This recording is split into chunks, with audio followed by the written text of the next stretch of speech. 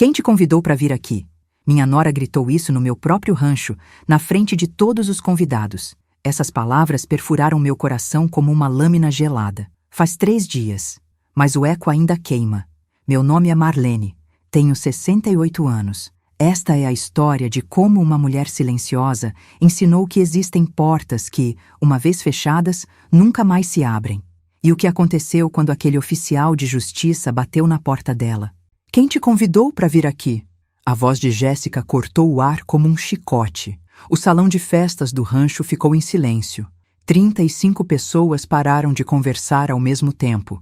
Os garçons congelaram com as bandejas na mão. Até a música pareceu baixar o volume sozinha. Senti todas aquelas cabeças virando na minha direção. 35 pares de olhos me fuzilando. E eu ali, parada na entrada do meu salão, segurando uma travessa de broa de milho ainda quente que tinha passado a tarde inteira fazendo. Jéssica estava no centro do salão, linda como sempre, vestido vermelho justo, cabelo escovado caindo perfeito sobre os ombros. Aquela maquiagem impecável que deve ter custado mais do que eu gastava em comida num mês inteiro. Os braços cruzados, aquele sorrisinho de canto de boca que eu tinha aprendido a odiar nos últimos 3 anos. Os olhos dela eram 2 lascas de gelo me atravessando. Minha voz saiu fraca. Pigarreei. Eu moro aqui, Jéssica. Este é o meu rancho. Ela deu uma risadinha. Aquela risadinha que fazia meu estômago revirar. Ah, Marlene, você mora na casa da frente. Esta festa é privada, para os nossos amigos, pessoas do nosso círculo. Ela enfatizou cada palavra como se estivesse explicando algo para uma criança burra. Senti meu rosto queimar. Olhei para o meu filho. Roberto estava sentado numa das mesas, copo de uísque na mão, olhando fixamente para o fundo do copo como se ali dentro tivesse a resposta para todas as perguntas do universo. Ele não levantou os olhos, não disse uma palavra. Meu menino, o menino que eu carreguei 9 meses na barriga enquanto trabalhava na roça junto com o pai dele. O menino que eu acordava de madrugada para amamentar depois de passar o dia inteiro tratando do gado. O menino que chorou no meu colo quando o pai morreu e jurou que sempre ia cuidar de mim. Aquele menino tinha virado um homem de 42 anos que não conseguia olhar nos meus olhos. Roberto? Minha voz saiu como um sussurro, uma súplica. Filho? Ele tomou mais um gole do uísque. Nada. Jéssica se aproximou de mim. O perfume dela era enjoativo, forte demais, daqueles caros que vendem em shopping de capital. Cheiro de flor morta misturado com algo químico. Ela arrancou a travessa da minha mão com um movimento brusco. Olha, Marlene, eu sei que você tem dificuldade em entender limites, mas vou ser clara. Esta é uma festa nossa. Você não foi convidada. Então seja boazinha e volte para sua casinha. Sua casinha. Aquela construção de 3 quartos na entrada da propriedade, onde eu tinha me mudado 3 anos atrás quando Roberto casou, porque Jéssica disse que precisavam de privacidade na casa grande. A casa grande que meu marido Antônio e eu construímos tijolo por tijolo, onde criamos nosso filho, onde passamos 36 anos da nossa vida. Olhei em volta. As amigas de Jéssica me encaravam com aquela expressão que eu conhecia bem, pena misturada com desdém. A velha coitada, a sogra inconveniente, a viúva que não sabe o lugar dela. Uma delas cochichou algo para outra, e as 2 riram abafado. Eu só queria trazer a broa. Minha voz falhou. Pensei que ninguém pediu broa, Marlene. Jéssica colocou a travessa em cima de uma mesa qualquer, sem nem olhar. 30 anos de receita da minha mãe, passada para mim. Massa sovada com carinho, assada no forno a lenha, largada ali como lixo. Nós contratamos buffet, comida de verdade, comida sofisticada, comida de verdade. Senti algo se romper dentro do meu peito. Não era raiva ainda. Era uma dor surda, pesada, que começou no centro do estômago e subiu para a garganta. Engolia seco. 1 vez, 2. Tentei segurar as lágrimas que ardiam atrás dos olhos. Roberto. Tentei de novo, a voz mais firme. Filho, eu preciso falar com você. Foi Jéssica quem respondeu. Roberto está ocupado. Temos convidados importantes, investidores, gente que pode realmente ajudar a gente a levar este lugar para outro nível. Ela se virou para a plateia e levantou a voz. Pessoal, desculpem a interrupção. Vamos continuar. Garçom, mais champanhe. A música voltou. As pessoas retomaram as conversas. E eu continuei ali, parada, invisível, como se eu já tivesse saído. Respirei fundo. Forcei meus pés a se moverem. Dei meia volta. Caminhei até a porta. Cada passo pesava 1 tonelada. Senti os cochichos nas minhas costas como facas. Alguém riu. Outra pessoa comentou algo sobre pobre coitada, não sabe quando não é bem-vinda. Peguei minha bolsa velha de couro que estava pendurada na varanda. Peguei as chaves da caminhonete na mesinha de entrada. As mãos tremiam tanto que quase deixei cair. Olhei para trás uma última vez. Roberto finalmente levantou os olhos. Nossos olhares se cruzaram por um segundo. Vi algo ali. Culpa? Vergonha?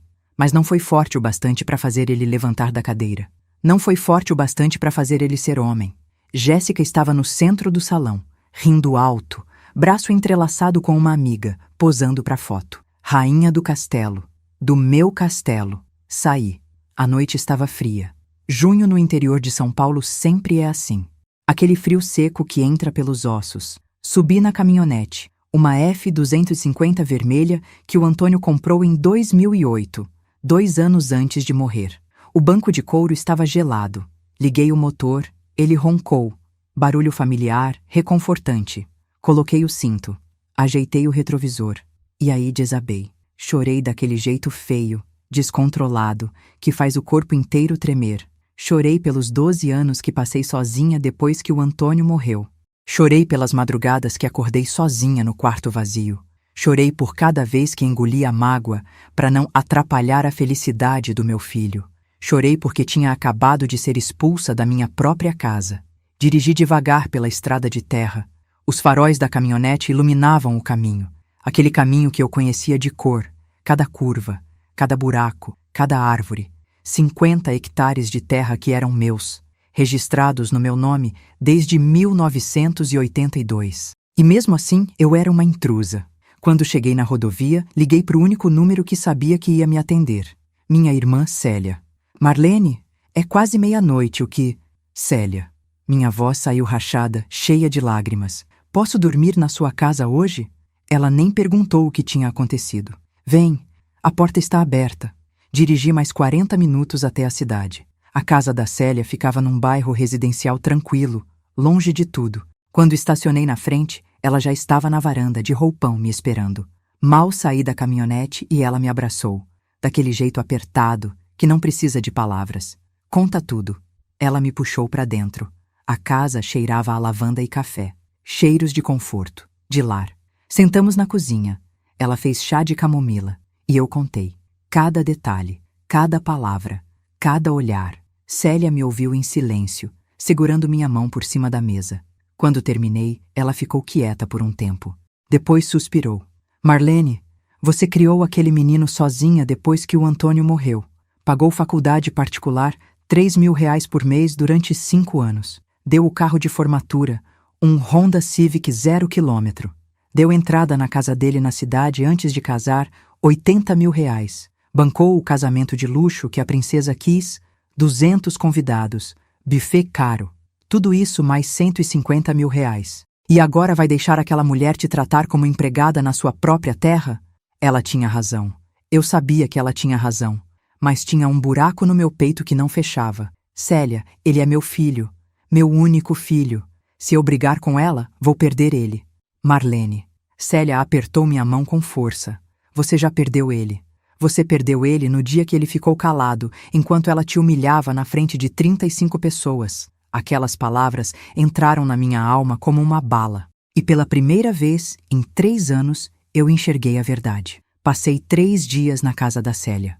3 dias que pareceram 3 anos. 3 dias deitada no quarto de hóspedes, olhando para o teto branco, sem conseguir comer direito, sem conseguir dormir direito, sem conseguir fazer nada além de sentir aquela dor esmagadora no peito. No primeiro dia, tentei ligar para o Roberto. 5 vezes. Ele não atendeu nenhuma. Mandei mensagem. Visualizou, não respondeu. No segundo dia, liguei de novo. Dessa vez ele atendeu, mas foi pior do que o silêncio. Mãe, você não devia ter aparecido sem avisar. Sem avisar. Na minha própria casa. A Jéssica tinha convidado gente importante, investidores para o projeto novo. Você deixou a situação constrangedora. Eu deixei constrangedora. Eu, Roberto, ela me humilhou, na frente de todo mundo, e você não disse nada. Silêncio do outro lado. Depois, num tom cansado: Mãe, você é muito sensível. Ninguém te humilhou. A Jéssica Ela só estava tentando organizar a festa. Você levou pro lado pessoal. Eu levei pro lado pessoal. Desliguei. Não consegui mais ouvir. Deitei de novo na cama e chorei até não ter mais lágrimas. Célia entrava de vez em quando para trazer comida que eu não comia, chá que eu deixava esfriar, palavras de conforto que não me confortavam. No terceiro dia, ela sentou na beira da cama e me olhou com aquela cara de irmã mais velha que não aguenta mais ser bonzinha. Chega, Marlene. Levanta dessa cama. Toma um banho. Você fede. Eu ri. Um riso fraco, molhado de lágrimas, mas um riso. Sempre tão delicada, Célia. Delicada, o carvalho. Ela cruzou os braços. Você vai ficar aí se lamentando até quando? Até a princesinha botar seu nome na rua de vez? Até eles venderem sua terra e te deixarem sem nada? Algo na voz dela me fez sentar. O que você quis dizer com isso? Célia suspirou. Marlene, eu não queria ter que falar isso agora, mas você precisa acordar. Aquela mulher não quer só a casa grande, ela quer tudo. Eu vi as fotos que ela posta no Instagram. Meu rancho, nossa propriedade, nosso projeto dos sonhos. Ela está se vendendo como dona de tudo. Senti o estômago revirar. Mas a propriedade está no meu nome. O Roberto sabe disso. Todo mundo sabe. E você acha que isso importa? Célia me olhou nos olhos. Você acha que uma mulher que te expulsa da sua própria festa vai respeitar um pedaço de papel? Marlene, acorda. Você precisa se proteger. Acorda. Acorda, Marlene. Levantei da cama. Tomei banho. Um banho quente, longo, onde finalmente consegui respirar. Quando saí, me olhei no espelho embaçado. Havia uma mulher velha me encarando. Olhos inchados, cabelo grisalho despenteado, pele flácida, mãos calejadas. Quantos anos tinha desde a última vez que eu tinha me olhado de verdade no espelho? Toquei meu próprio rosto, senti as rugas, as marcas. Cada uma delas contava uma história. A ruga da testa, as madrugadas preocupada quando o gado adoecia, as rugas nos cantos dos olhos, os sorrisos ao ver meu filho crescer, as linhas na boca, os anos que passei sozinha, engolindo o choro. Essas rugas eram minhas conquistas, minha história, minha dignidade. Por que eu estava me escondendo dela? Vesti uma roupa limpa, calcei a bota, tranquei o cabelo num rabo de cavalo, desci para a cozinha. Célia estava fazendo café. Vou voltar pro rancho. Minha voz saiu firme. Ela se virou, surpresa. Agora? Agora. Preciso buscar alguns documentos importantes. Preciso ver uma coisa. Célia sorriu. Aquele sorriso de quem conhece a irmã há 68 anos. Finalmente. Vai querer companhia? Não, isso eu preciso fazer sozinha. Dirigi de volta pro rancho. Era 10 da manhã de uma terça-feira. O sol estava forte, queimando a terra seca. Época de estiagem. Junho sempre foi assim. Céu azul, ar seco, poeira na estrada. Passei pelo portão principal. O letreiro de madeira ainda dizia Rancho Santo Antônio. O nome que o Antônio escolheu quando compramos a terra em 82, 43 anos atrás.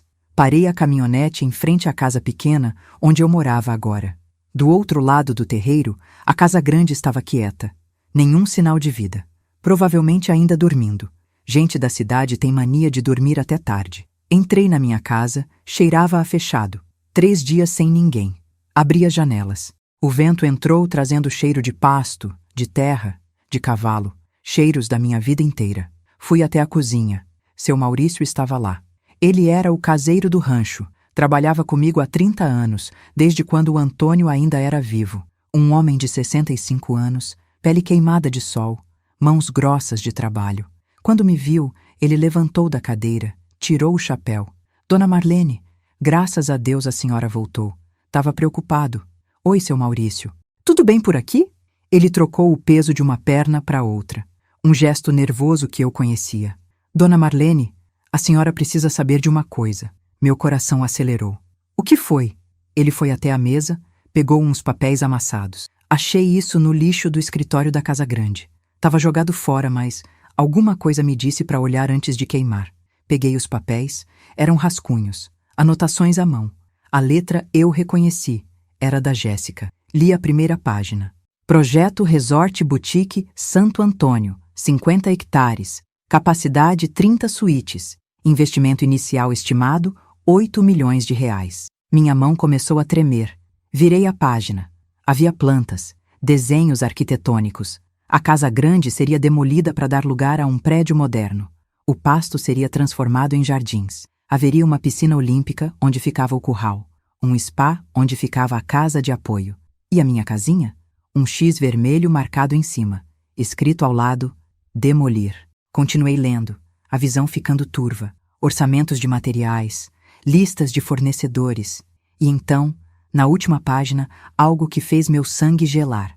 Uma procuração, supostamente assinada por mim, dando poderes a Roberto Silva Santos, meu filho, para administrar, vender, hipotecar ou dispor de qualquer forma da propriedade rural registrada sob matrícula 4.782, do Cartório de Registro de Imóveis de Santa Rita do Passa Quatro.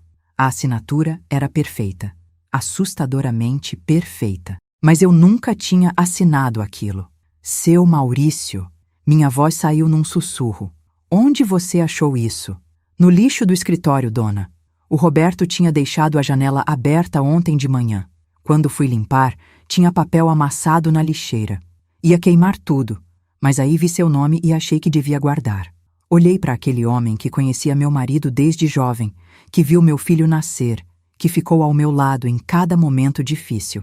Obrigada, Maurício. Você salvou minha vida. Ele balançou a cabeça. Essa menina não presta, dona Marlene. Desde que chegou aqui, só tem trazido problema. O Roberto mudou. Não é mais o menino que a gente conhecia. Não, não era mais. Dobrei os papéis com cuidado. Seu Maurício, preciso de mais um favor. Precisa ficar entre nós. Pode falar, dona. Vou até a casa grande. Preciso que você fique de olho. Se alguém sair, me avisa. E, se ouvir qualquer barulho estranho, qualquer coisa, vem rápido. Ele franziu a testa. A senhora vai fazer alguma besteira? Sorri, mas não era um sorriso alegre. Não, Maurício. Vou impedir que outros façam. Atravessei o terreiro até a casa grande. Meu coração batia tão forte que eu sentia o pulso no pescoço. A porta dos fundos estava destrancada. A gente nunca trancava. Era rancho, era interior. A gente sempre viveu assim. Entrei devagar. Silêncio. Subi as escadas para o segundo andar, pisando nas pontas dos pés. Passando pelos retratos nas paredes, meu casamento, o nascimento do Roberto, aniversários, formaturas. Uma vida inteira pendurada na parede. O escritório ficava no fim do corredor. A porta estava entreaberta. Entrei. O cheiro de perfume caro ainda impregnava o ar. Havia papéis espalhados sobre a mesa. Computador aberto. Fui até lá. A primeira coisa que vi foi um e-mail aberto na tela. Remetente: Ricardo Fonseca, corretor de imóveis. Assunto: Venda Rancho Santo Antônio. Data: 5 dias atrás. Jéssica, conforme conversamos, já tenho 2 investidores interessados na propriedade. Um deles oferece 12 milhões de reais à vista pela totalidade dos 50 hectares Plais Benfeitorias. Precisamos apenas regularizar a documentação. Sobre a questão da proprietária atual, você mencionou que teria resolvido até o fim do mês. Confirma? A resposta dela, logo abaixo. Ricardo, pode seguir com as tratativas. A velha não vai durar muito mesmo, e o rancho é praticamente nosso. Meu marido tem procuração para tudo. No máximo uns 2, 3 meses colocamos ela num asilar e pronto. Ela já tá senil de qualquer jeito, não vai nem perceber. Li aquilo 1 vez, 2 vezes, 3 vezes. A velha não vai durar muito. Colocamos ela num asilar. Ela já tá senil. Senti algo estranho. Não era mais tristeza, não era mais mágoa. Era uma clareza gelada, cristalina, que inundou cada célula do meu corpo. Peguei meu celular, fotografei a tela do computador, fotografei cada e-mail, abri as gavetas. Mais documentos, contratos preliminares de venda, mais procurações falsificadas, extratos bancários, a conta do rancho, que sempre foi conjunta comigo e Roberto. Nos últimos 6 meses, transferências estranhas, 5 mil aqui, 10 mil ali, sempre com histórico vago, manutenção, despesas operacionais, investimento em melhorias. Fotografei tudo. Havia uma pasta rotulada Projeto Resort. Abri, plantas detalhadas, orçamentos de fornecedores. E um documento que fez meu estômago revirar. Proposta de internação. Clínica de repouso Sunset Gardens. Paciente Marlene Aparecida Santos. Idade 68 anos. Diagnóstico sugerido: demência senil com comportamento agressivo. Valor mensal R$ 8.500. Eles estavam planejando me internar à força. Fotografei tudo. Fechei as gavetas exatamente como estavam. Limpei minhas impressões digitais da maçaneta com a barra da blusa. Saí do escritório. Desci as escadas. Atravessei a sala. Saí pela porta dos fundos. Quando cheguei na minha casinha, as pernas tremiam tanto que mal consegui sentar. Seu Maurício me trouxe água. Conseguiu o que precisava, dona? Consegui, Maurício. Consegui mais do que eu imaginava. Peguei o celular e liguei para um número que não discava há anos. Doutora Helena Moreira, advogada, amiga desde os tempos de escola. A única pessoa, além da Célia, em quem eu confiava plenamente. Ela atendeu no segundo toque. Marlene, que surpresa! Quanto tempo? Helena, preciso de você. É urgente. Muito urgente. O tom da minha voz deve ter dito tudo. Estou ouvindo. Contei tudo, em detalhes. Quando terminei, ela ficou em silêncio por alguns segundos. Depois, Marlene, isso é grave. Muito grave. Falsificação de documento público, tentativa de apropriação indébita, uso de documento falso, planejamento de internação ilegal. Estamos falando de crimes que podem dar até 8 anos de reclusão. O que eu faço? Primeiro, manda todas essas fotos para mim. Agora. Segundo, não fala com eles. Nada. Nenhuma palavra. Terceiro, vem até meu escritório hoje ainda. Vamos preparar tudo. Notificação extrajudicial, ação de interdito proibitório, cancelamento de procurações, representação criminal. Vamos desmontar esse castelo de cartas antes que eles percebam. Mandei todas as fotos, 67 arquivos, evidências suficientes para enterrar qualquer defesa. Marlene, a voz da Helena ficou mais suave. Como você está? De verdade? Respirei fundo. Olhei pela janela. O sol estava alto. O pasto se estendia verde e dourado até onde a vista alcançava. Minha terra, minha vida, minha dignidade. Helena, eu estou com raiva. Mas é uma raiva fria, controlada. Pela primeira vez em 3 anos, eu sei exatamente o que preciso fazer. Ela riu. Um riso baixo, de quem reconhece a amiga de infância ressurgindo. Essa é a Marlene que eu conheço. A que não deixa ninguém passar por cima. Vem aqui. Vamos fazer justiça. Desliguei. Olhei para as minhas mãos. Mãos de 68 anos. Mãos calejadas de trabalho. Mãos que construíram tudo. E essas mãos iam proteger o que era seu. Passei os 15 dias seguintes reconstruindo minha vida. Não. Reconstruindo não. Reconquistando. Porque eu nunca tinha perdido nada. Eu só tinha deixado roubarem de mim enquanto eu olhava. No escritório da doutora Helena, montamos uma operação cirúrgica. Ela trouxe 2 advogados associados, um contador e um perito em documentoscopia. Colocamos tudo na mesa. As fotos, os e-mails, os extratos bancários, as procurações falsas, o projeto do resort, a proposta de internação. Marlene, você tem ouro nas mãos. O Dr. Fábio, o especialista em documentos, segurava a foto da procuração falsa contra a luz. Essa assinatura é boa, muito boa. Quem fez estudou sua grafia. Mas tem 3 detalhes que provam falsificação. A pressão do traço é uniforme demais. Quando você assina de verdade, sua mão varia a pressão. O tremor senil natural das suas mãos não aparece aqui. E o ângulo da letra M está 5 graus diferente do seu padrão. Consegue provar isso judicialmente? Perguntou Helena. Com laudo pericial, sim. Isso aqui derruba qualquer alegação de boa-fé. Helena bateu na mesa. Perfeito. Agora vamos montar a estratégia. Primeira frente, cancelamento imediato de todas as procurações. Segunda frente, alteração de todas as senhas bancárias e bloqueio da conta conjunta. Terceira frente, notificação extrajudicial exigindo desocupação da Casa Grande no prazo de 30 dias. Quarta frente, ação de interdito proibitório protegendo a posse e propriedade. Quinta frente, representação criminal por falsificação, apropriação indébita e tentativa de estelionato. Minha cabeça girava. Tudo isso é possível?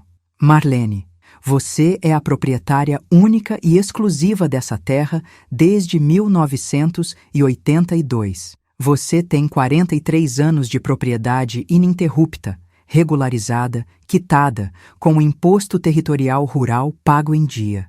Seu filho mora lá por sua generosidade. Ele não tem direito nenhum.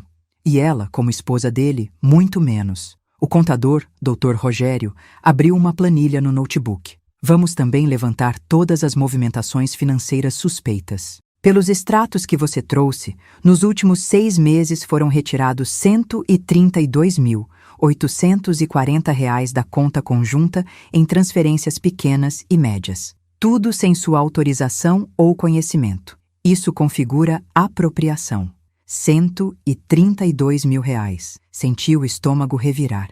Era quase o valor que custou o casamento deles. Dinheiro que eu tinha suado para ganhar. Vaca por vaca, colheita por colheita, sol a sol. Conseguimos reverter? Perguntei. Parcialmente, talvez. Mas o importante agora é estancar a sangria e proteger o patrimônio. Dr. Rogério me olhou com seriedade. Dona Marlene, a senhora precisa entender. Se não agir agora, em 6 meses a senhora perde tudo. Eles vão falsificar mais documentos, vão te internar à força alegando demência, vão vender a propriedade e sumir com o dinheiro. Já vi casos assim. Sempre termina com a vítima morrendo sozinha num asilo de 5ª categoria enquanto os filhos gastam a herança. Não era mais uma questão de mágoa. Era uma questão de sobrevivência. Vamos em frente. Minha voz saiu firme. Contudo, quero que eles sintam o peso da lei. Helena sorriu. Agora sim. Vamos começar hoje. Você vai até o banco, cancela todas as procurações, altera as senhas, bloqueia a conta conjunta e abre uma conta nova só no seu nome. Depois vamos ao cartório registrar a revogação formal de todas as autorizações anteriores. Amanhã protocolamos as ações. Fiz tudo. Cada passo, cada assinatura, cada documento. No banco, a gerente me olhou com surpresa quando pedi para bloquear a conta conjunta. Mas, Dona Marlene, o Sr. Roberto vai ficar sem acesso. Exatamente. Não dei explicações. Não devia. Transferi todo o saldo, R$ 417.152, para a conta nova. Dinheiro da venda do gado, da arrendamento de pasto, dos últimos anos. Dinheiro que era meu. No cartório, o tabelião leu o documento de revogação e me olhou por cima dos óculos. A senhora tem certeza? Revogar procuração de filho é algo sério. Tenho. Absoluta. Ele carimbou, registrou, arquivou. E eu senti como se tivesse acabado de trancar a porta de uma casa que tinha ficado escancarada por anos. Voltei para o rancho no fim da tarde. Estava exausta, mas era uma exaustão boa. De quem trabalhou o dia inteiro e sabe que fez o certo. Seu Maurício estava na varanda da minha casinha, esperando. Dona Marlene, tem novidade. O Roberto ligou para cá 3 vezes. Disse que o banco bloqueou a conta dele. Tá nervoso. Que bom, deixa ele ficar. Nos dias seguintes, mantive distância. Não atendi ligações. Não respondi mensagens. Precisava de tempo para organizar as provas, para Helena preparar toda a papelada, para montar a armadilha perfeita. Mas usei esse tempo para mais do que isso. Usei para me reconstruir. Fui ao salão de beleza na cidade. Cortei o cabelo. Fiz luzes. A cabeleireira, Dona Sônia, que me conhecia há 20 anos, arregalou os olhos. Marlene, ficou linda. Parece que rejuvenesceu 10 anos. Comprei roupas novas. Não aquelas roupas velhas de viúva que eu usava, mas calças boas, blusas bonitas, botas de couro legítimo.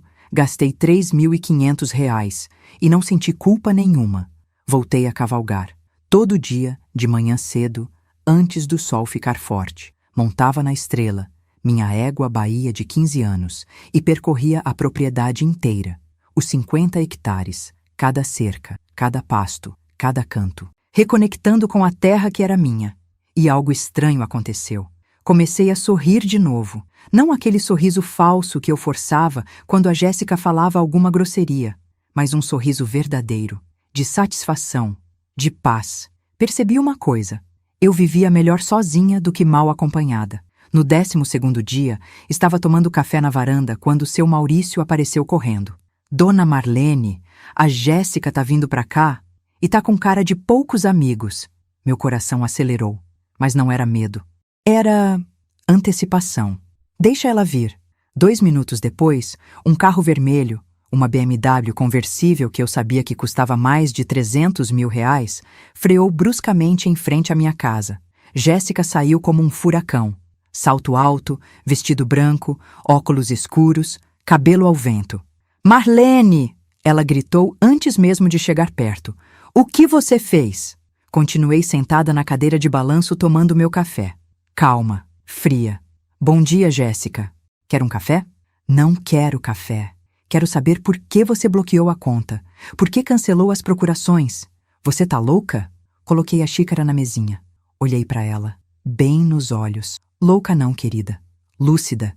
Pela primeira vez em 3 anos, completamente lúcida. Ela subiu os 2 degraus da varanda, invadindo meu espaço. O perfume enjoativo me atingiu como um soco. Você não pode fazer isso. O Roberto precisa daquele dinheiro. Temos compromissos, investimentos. Investimentos com o meu dinheiro? Interessante. É nosso dinheiro. Somos uma família. Levantei devagar. Olhei para ela. Jéssica era alta, 1,75 m, mais o salto. Mas naquele momento eu parecia maior. Família? Uma família que planeja me internar num asilo alegando demência? Uma família que falsifica minha assinatura para vender minha terra? Uma família que me rouba 132 mil reais da conta conjunta? Vi a cor sumir do rosto dela. Eu não sei do que você tá falando. Não sabe? Entrei na casa, peguei a pasta que estava em cima da mesa. Voltei, joguei na mão dela. Então lê. Página 3. Proposta de internação. Página 7. Procuração falsificada. Página 12. E-mail seu com o corretor oferecendo minha propriedade para venda por 12 milhões de reais. Ela abriu a pasta, folheou, e a arrogância derreteu como cera. Marlene, eu posso explicar. Não precisa. Eu já entendi tudo. Você casou com meu filho para ter acesso ao patrimônio. Achou que eu era uma velha boba que ia morrer logo e deixar tudo nas mãos de vocês. Calculou errado. Você não tem provas de nada. Ela jogou a pasta no chão, tentando recuperar a compostura. São só impressões. Isso não vale nada. Sorri. Aquele sorriso gelado que eu tinha aprendido a fazer. Ah, querida, eu tenho provas. Tenho laudo pericial da procuração falsa. Tenho todos os e-mails originais. Você sabia que deletar do computador não deleta do servidor? Tenho os extratos bancários com cada transferência ilegal. Tenho gravação de você me humilhando na festa. 3 convidados me mandaram os vídeos depois. E tenho a proposta de internação com sua assinatura embaixo como solicitante familiar. Ela cambaleou, literalmente. Segurou na coluna da varanda. E sabe o que eu fiz com tudo isso? Continuei, a voz baixa e firme. Dei para minha advogada, que está, neste exato momento, protocolando 5 ações diferentes contra você e meu filho. Falsificação de documento, apropriação indébita, uso de documento falso, tentativa de constrangimento ilegal e uma ação de despejo. Despejo? A voz dela saiu fina. Isso mesmo, vocês têm 30 dias para sair da minha casa grande. A notificação vai chegar amanhã por oficial de justiça. Jéssica me olhou com ódio puro. Você vai se arrepender disso. O Roberto é seu filho. Você vai morrer sozinha, velha amargurada. Prefiro morrer sozinha e digna do que viver humilhada na minha própria casa. Agora sai da minha propriedade antes que eu chame a polícia por invasão. Ela abriu a boca para responder, mas nenhum som saiu. Virou e desceu as escadas tropeçando no salto. Entrou no carro. Saiu em disparada levantando poeira. Seu Maurício apareceu do lado da casa. Dona Marlene, a senhora foi perfeita. Mas e agora? Eles vão revidar. Deixa eles tentarem, Maurício. Deixa eles tentarem. Naquela noite, recebi uma ligação do Roberto. Dessa vez atendi. Mãe, a gente precisa conversar. A voz dele estava trêmula. Agora você quer conversar? Depois de 3 anos me ignorando, depois de deixar sua mulher me humilhar, depois de falsificar minha assinatura, agora você quer conversar? Mãe, eu não sabia de nada. A Jéssica Ela que o quê, Roberto? Ela que te obrigou a ficar calado enquanto me expulsavam da minha própria festa? Ela que te forçou a desviar 132 mil reais da conta? Ela que colocou uma arma na sua cabeça e te fez assinar documentos falsos? Silêncio do outro lado. Roberto, você tem 42 anos, é adulto, formado, e escolheu a mulher errada. Pior, Escolheu ser cúmplice dela. Não venha agora com esse papo de vítima. Mãe, por favor. A gente pode resolver isso em família. Família! Minha voz endureceu. Família se constrói com respeito, com lealdade, com amor. Vocês me trataram como lixo. E lixo não faz parte da família. A notificação de despejo chega amanhã, 30 dias. Depois disso, se ainda estiverem na casa, a polícia vai tirar à força. Mãe. Desliguei. Chorei depois. Chorei porque aquele era meu filho. Chorei porque doía. Mas não voltei atrás. Não podia. Estava em jogo minha dignidade, minha sanidade, minha sobrevivência. Os dias seguintes foram tensos. A notificação chegou. Roberto apareceu na minha casa 3 vezes tentando negociar. Eu não abri a porta. Jéssica mandou mensagens ameaçadoras. Bloqueei o número. Eles contrataram um advogado. Helena derrubou todos os argumentos em petição de 12 páginas que me fez chorar de orgulho. No 20º dia, seu Maurício veio com uma informação que mudou tudo. Dona Marlene, a senhora precisa ver uma coisa. Ele me levou até a casa grande. A casa estava vazia. Eles tinham saído. Entramos pelo fundo. Fomos até o quarto deles. E lá, em cima da cama, havia documentos espalhados. Extratos bancários. Não da conta do rancho. De outras contas. Pessoais. Peguei um. Banco diferente. Titulares. Roberto Silva Santos e Jéssica Ferreira Santos. Saldo devedor. R$ 483.926. Peguei outro. Financeira. Empréstimo pessoal. Valor devido. R$ 197 mil. Juros. 6% ao mês. Mais outro. Cartão de crédito. Fatura vencida. R$ 84 mil. No total, eles deviam mais de R$ 760 mil. E entendi tudo. O resort não era um projeto. Era um desespero. Eles estavam afogados em dívidas. Precisavam do dinheiro da venda do rancho para salvar a própria pele. Por isso a pressa. Por isso a falsificação. Por isso a tentativa de me internar. Fotografei tudo. Mandei para Helena. Ela me ligou em 2 minutos. Marlene, isso muda completamente o quadro. Eles não estavam só te roubando. Estavam fugindo de credores. Isso torna a situação deles ainda mais grave judicialmente e, francamente, mais patética. Patética. Sim, era a palavra certa. Saí da casa grande, voltei para minha casinha, sentei na varanda e pela primeira vez em semanas senti algo diferente. Não era raiva, não era mágoa, era pena. Pena daquele menino que eu criei, que tinha se tornado um homem fraco. Pena daquela mulher que achava que beleza e manipulação resolveriam todos os problemas. Pena de 2 pessoas que tinham destruído a própria vida por ganância. Mas a pena não mudou minha decisão. No 28º dia, liguei para Helena. Está tudo pronto para o confronto final? Tudo. As ações estão protocoladas. Os oficiais de justiça estão de prontidão. A polícia está avisada caso haja resistência. Você tem certeza que quer fazer isso pessoalmente? Absoluta. Quero olhar nos olhos deles quando entregar a sentença. Então amanhã, 10 da manhã, vou estar lá com você. Desliguei. Respirei fundo. Amanhã seria o dia em que eu recuperaria, de uma vez por todas, minha dignidade. Acordei às 5 da manhã. Não porque o despertador tocou, mas porque meu corpo sabia que aquele dia era importante. Tomei banho demorado, lavei o cabelo, passei creme, me arrumei com cuidado. Vesti a calça jeans nova, a blusa azul clara que comprei, a bota de couro marrom. Prendi o cabelo num coque baixo. Coloquei o batom. Um tom de rosa suave que a moça da loja tinha recomendado. Me olhei no espelho. Havia uma mulher forte me encarando de volta. Uma mulher de 68 anos que tinha construído uma vida com as próprias mãos. Uma mulher que tinha sido derrubada, pisoteada, mas que tinha levantado. Uma mulher pronta para lutar. Às 7 da manhã, seu Maurício bateu na porta. Dona Marlene, preparei tudo como a senhora pediu. Obrigada, Maurício. Você é um anjo. Às 8, Célia chegou. Ela me abraçou forte.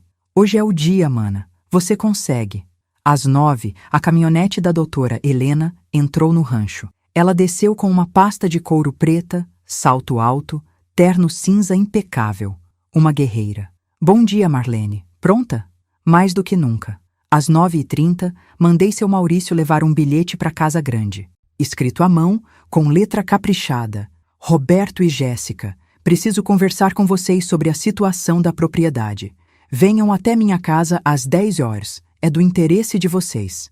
Marlene. Às 9h55, comecei a preparar o cenário.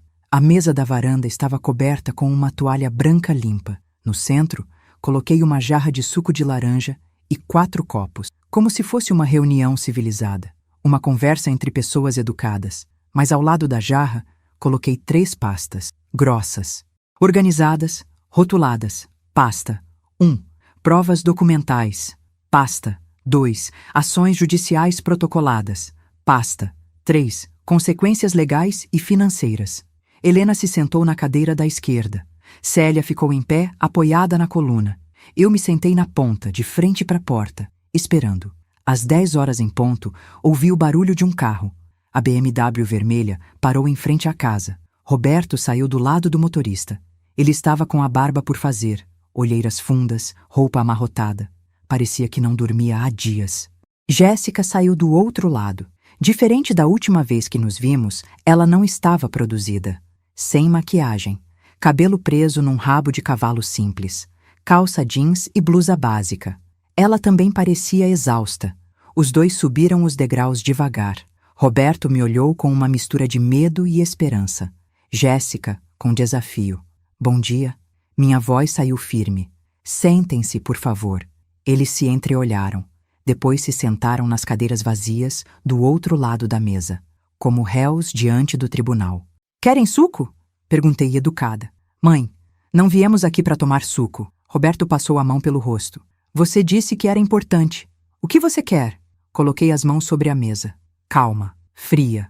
Quero que vocês entendam exatamente onde estão e o tamanho do buraco que cavaram. Jéssica cruzou os braços. Não sei do que você está falando. Sorri. Não era um sorriso bonito. Não sabe? Deixa eu refrescar sua memória. Abri a primeira pasta.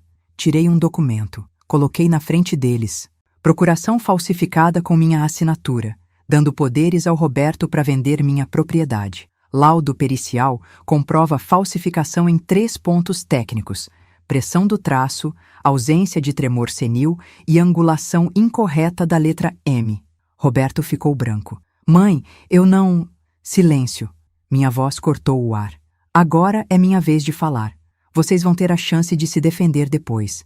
Se é que vão ter. Tirei outro documento. E-mail seu, Jéssica, para Ricardo Fonseca, corretor de imóveis, oferecendo minha propriedade por 12 milhões de reais. Cito: a velha não vai durar muito mesmo. O rancho é praticamente nosso. Complemento: no máximo, uns 2 a 3 meses colocamos ela num asilar e pronto. Ela já tá senil de qualquer jeito. Jéssica abriu a boca, mas nenhum som saiu. Continuei, implacável. Proposta de internação na clínica Sunset Gardens. Valor mensal, R$ 8.500. Diagnóstico sugerido por vocês sem avaliação médica real. Demência senil com comportamento agressivo.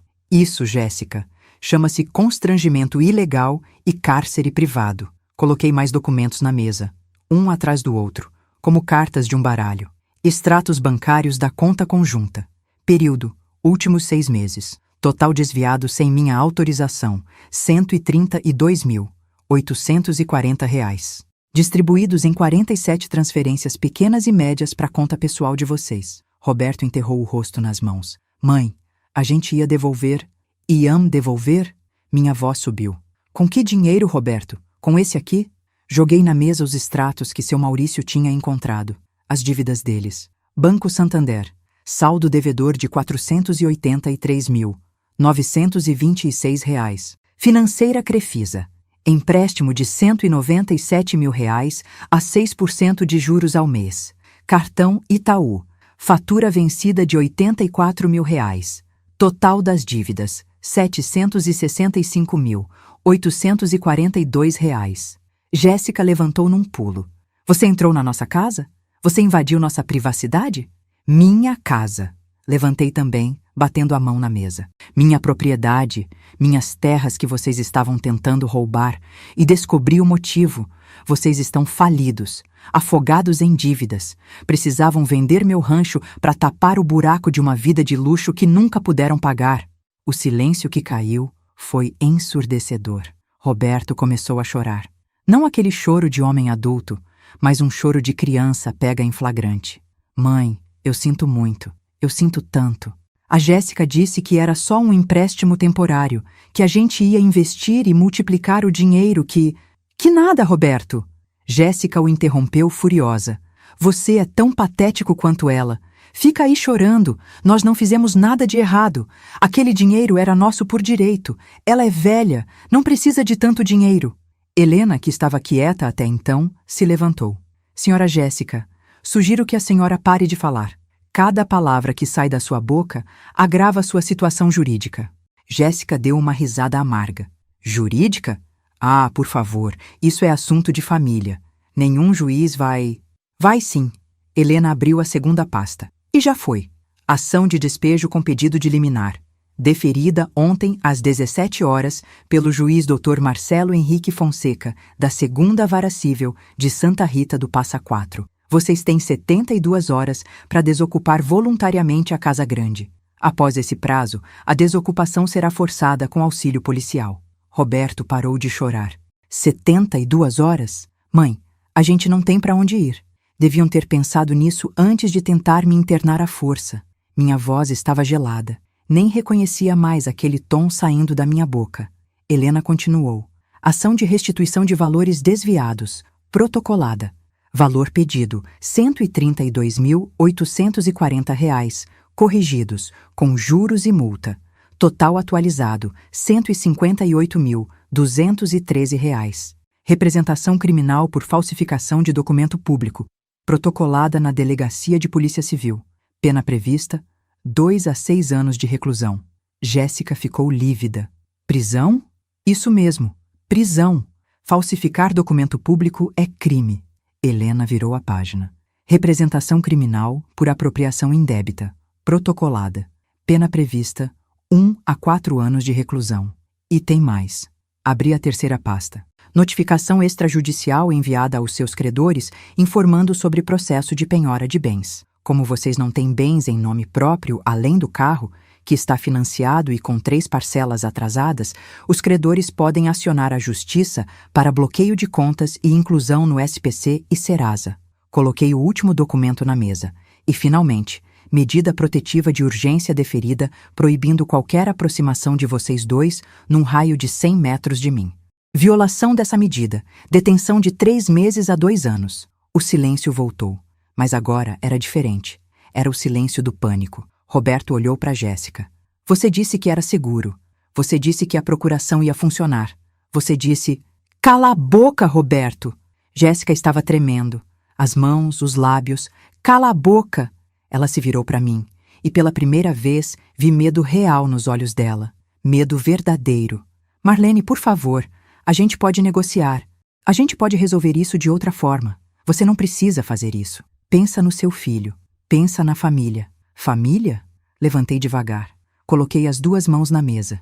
Inclinei para frente. Olhei bem nos olhos dela. Você destruiu minha família no dia que decidiu que eu era descartável. Você acabou com meu filho no dia que o transformou em cúmplice de roubo. Você assassinou qualquer chance de reconciliação no dia que planejou me internar num asilo alegando demência. Minha voz estava baixa, mas cada palavra pesava toneladas. Então não venha me falar de família. Não venha me pedir piedade.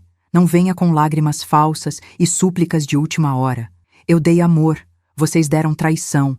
Eu dei confiança. Vocês deram roubo. Eu dei meu lar. Vocês quiseram me tirar até minha sanidade. Endireitei a postura. A reunião acabou. Vocês têm 72 horas. Se em 73 horas ainda estiverem na minha propriedade, eu mesma chamo a polícia. E Helena garante que o mandado de prisão por desacato vai ser executado na hora. Roberto levantou da cadeira cambaleando. Estava destruído. Mãe, eu te amo. Eu sei que você não acredita, mas eu te amo. Senti algo apertar no peito. Por um segundo minúsculo, porque aquele era meu filho, meu menino, o bebê que amamentei, o menino que ensinei a andar. Mas então lembrei do silêncio dele na festa, das costas que ele me virou, do dinheiro que ele roubou, da assinatura que ele falsificou. Roberto, se você me amasse de verdade, teria me defendido quando ela me humilhou. Mas você escolheu ela. Agora aguenta as consequências dessa escolha. Ele começou a chorar de novo. Jéssica o puxou pelo braço. Vamos, Roberto. Vamos embora antes que você se humilhe ainda mais. Os dois desceram os degraus da varanda. Entraram no carro. Jéssica ligou o motor com um ronco violento. E saíram em alta velocidade, levantando uma nuvem de poeira vermelha. Fiquei ali, em pé, vendo a poeira baixar, sentindo o coração batendo forte, sentindo as mãos tremendo, sentindo alívio. Célia me abraçou por trás. Você foi incrível, mana. Perfeita, forte. Helena começou a recolher os documentos. Marlene, nos próximos dias eles podem tentar reverter alguma coisa, mas com essas provas não tem chance. Nenhuma. Sentei de novo na cadeira. Peguei o copo de suco que tinha ficado intocado. Bebi. Estava morno, mas estava bom. Olhei para o horizonte. O sol estava alto, o céu azul sem nuvens.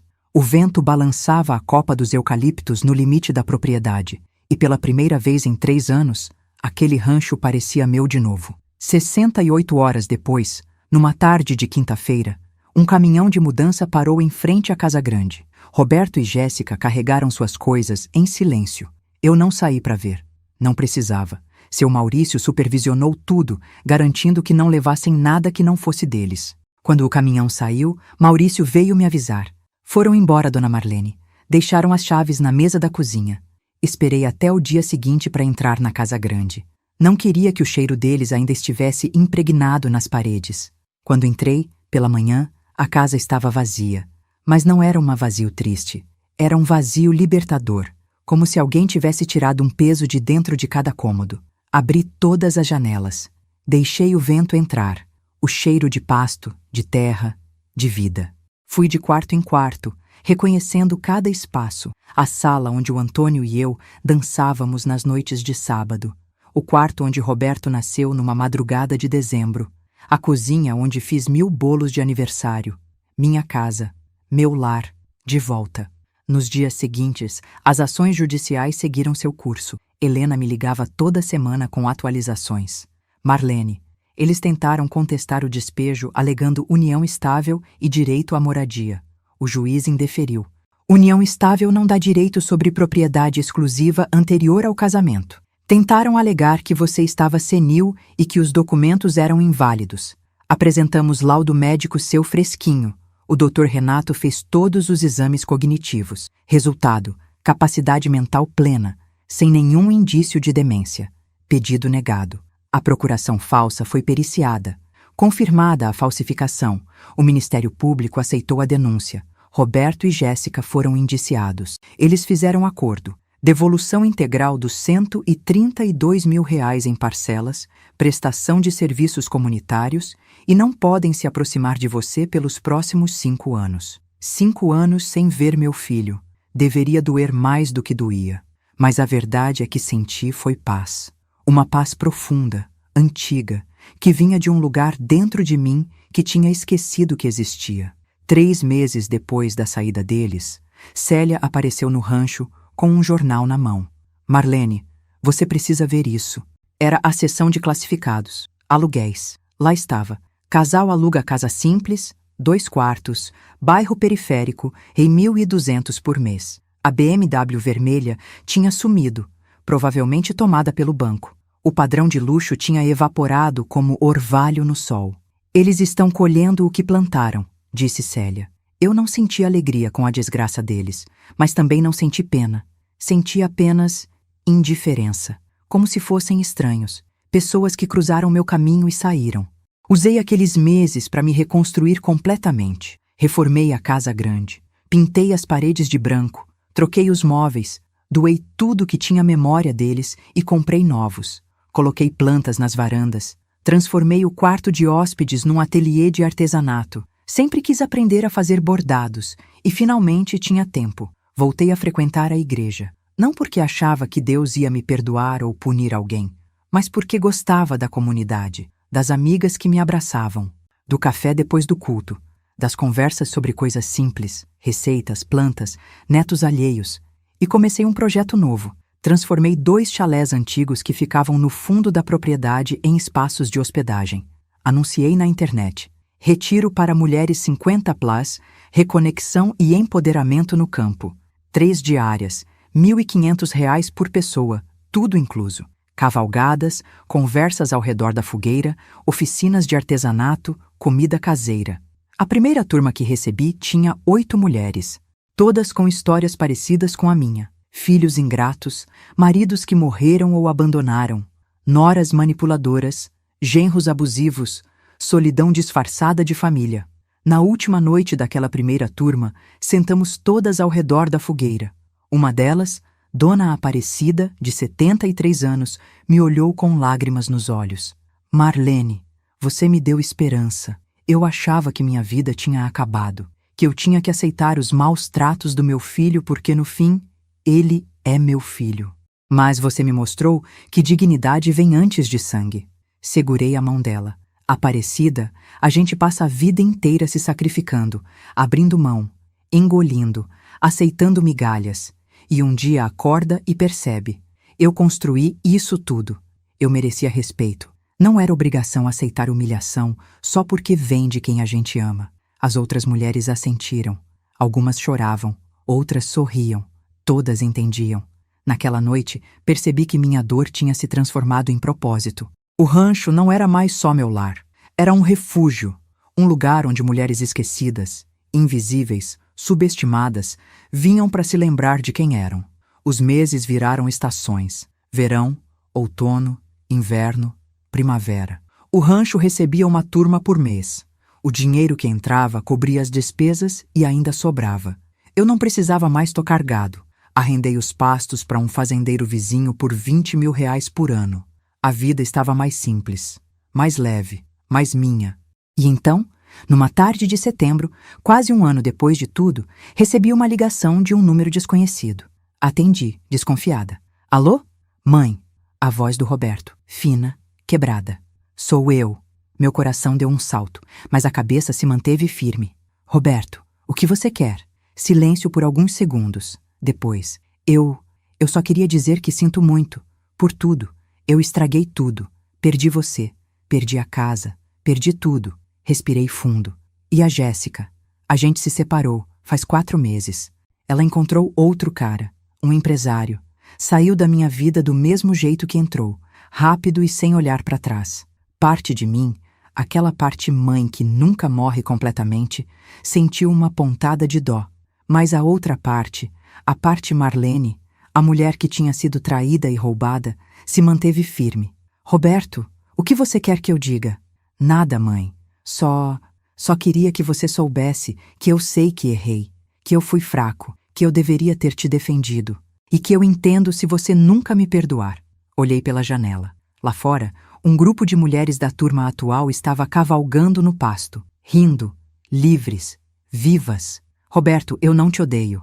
Odeio dar trabalho, gasta energia e eu não tenho mais tempo para desperdiçar com isso. Mas perdoar não significa esquecer.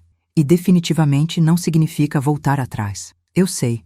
Eu só gostaria de poder ver você algum dia. Quando o prazo da medida judicial acabar, talvez tomar um café, conversar. Não precisa ser nada além disso. Pensei por um longo momento. 5 anos é muito tempo. Gente muda, ou não muda. Mas talvez, só talvez, valesse a pena descobrir. Quando o prazo acabar, liga de novo. Aí a gente vê. Sem promessas. Obrigado, mãe. Eu te amo. Também te amo, Roberto. Sempre vou amar. Você é meu filho. Mas amor não significa ser capacho. Lembra disso. Desliguei. Célia, que estava sentada na varanda comigo ouvindo tudo, me olhou. Você vai perdoar ele? Não sei ainda. Talvez. Talvez não. Mas se eu perdoar, será nos meus termos. Com limites. Com respeito. Nunca mais vou aceitar menos do que mereço. Ela sorriu. Essa é a minha irmã. A Marlene que eu conheci a vida inteira, a que não abaixa a cabeça para ninguém.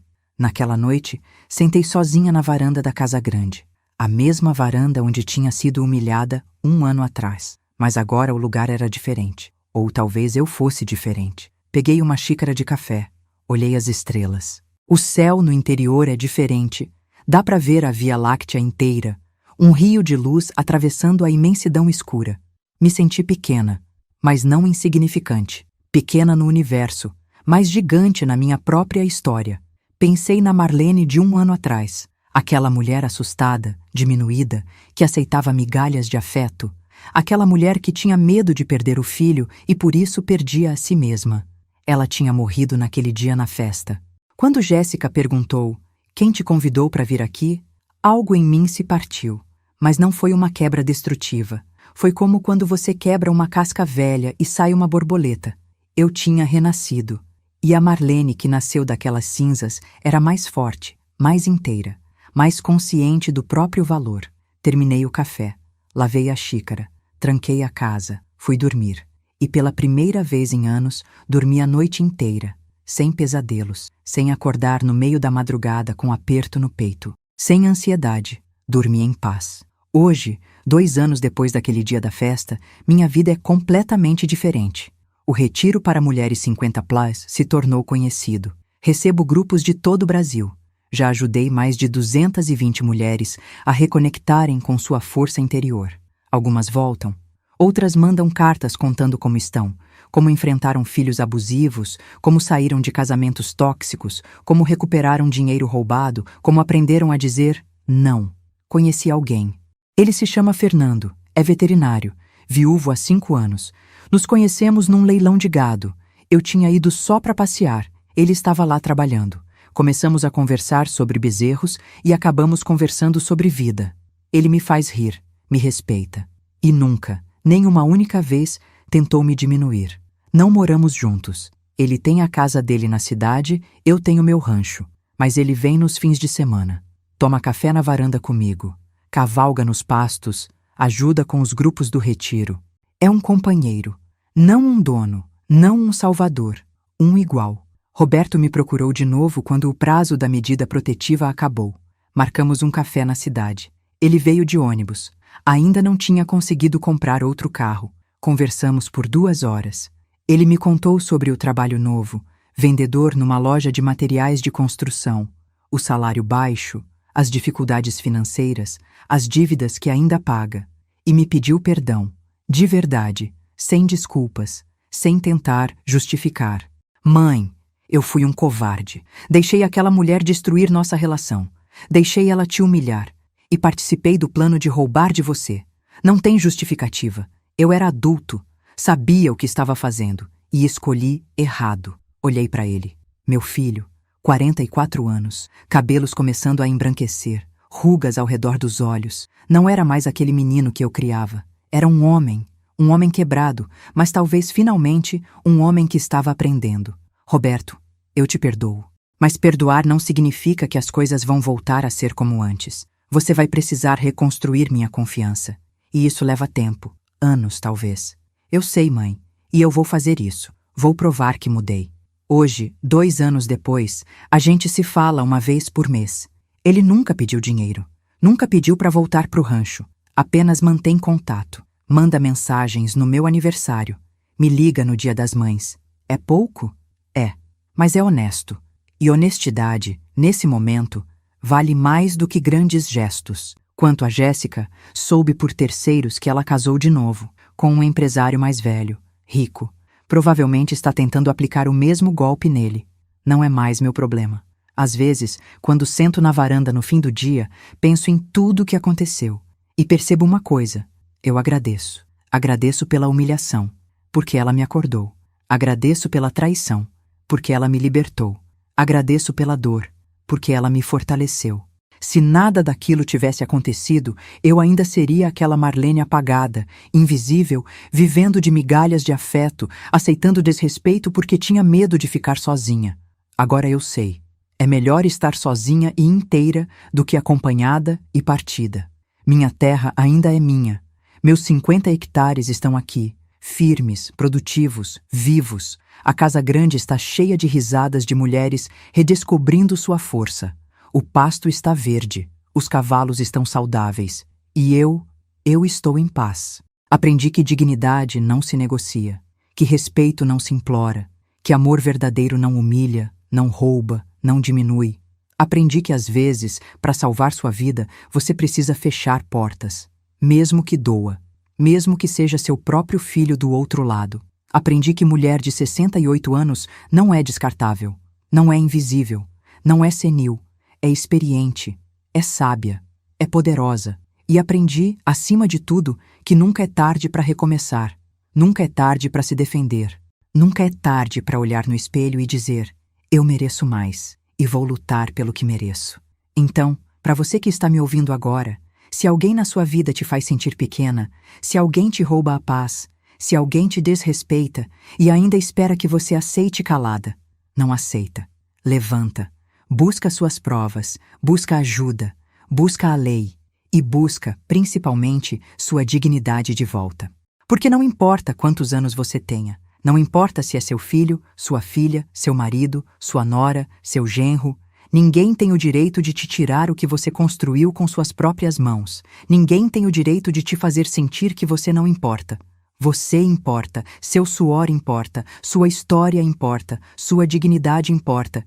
E se eu, Marlene, aos 68 anos, depois de ter sido humilhada, roubada e quase internada à força, consegui dar a volta por cima, você também consegue.